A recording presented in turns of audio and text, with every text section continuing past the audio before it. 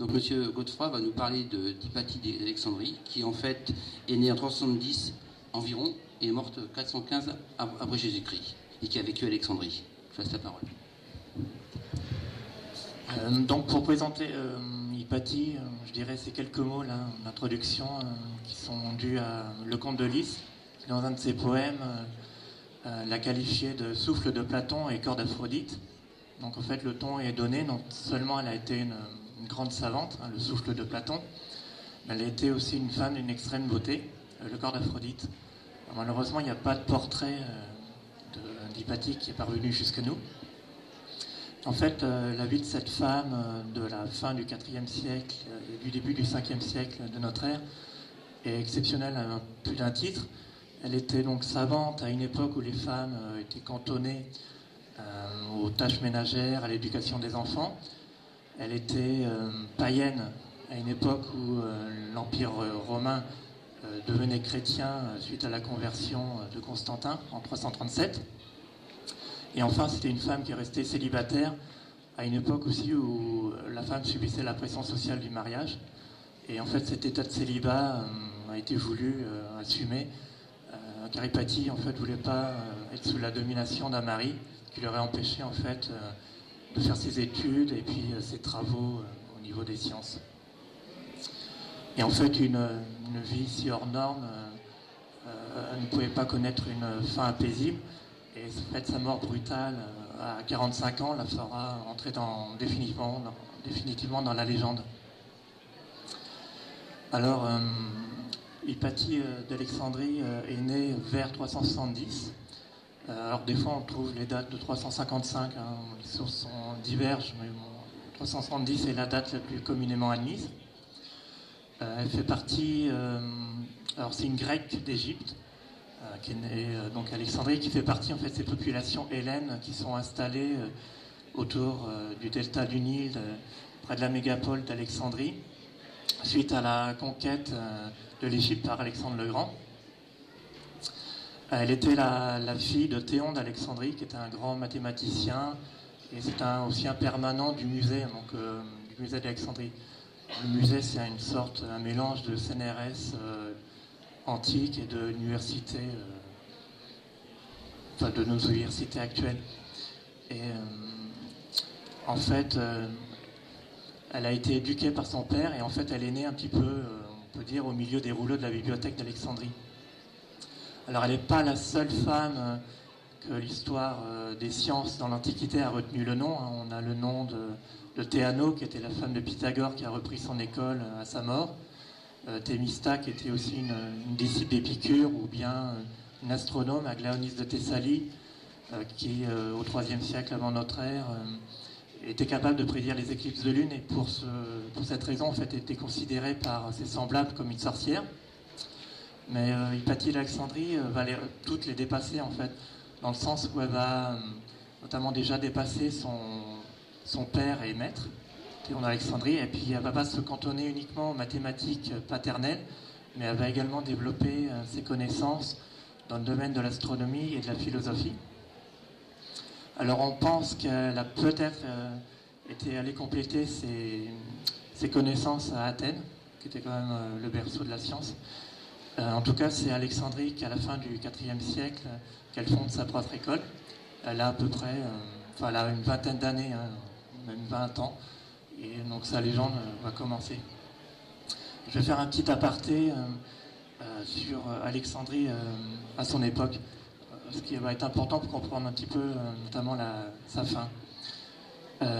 Donc Alexandrie est une mégapole dans l'Antiquité, et c'est le lieu le plus prestigieux de la culture de l'Empire romain d'Orient, parce qu'il faut savoir que donc, l'Empire romain va être divisé en deux à partir de 395, parce qu'il est en fait trop vaste pour être gouverné par un centre unique.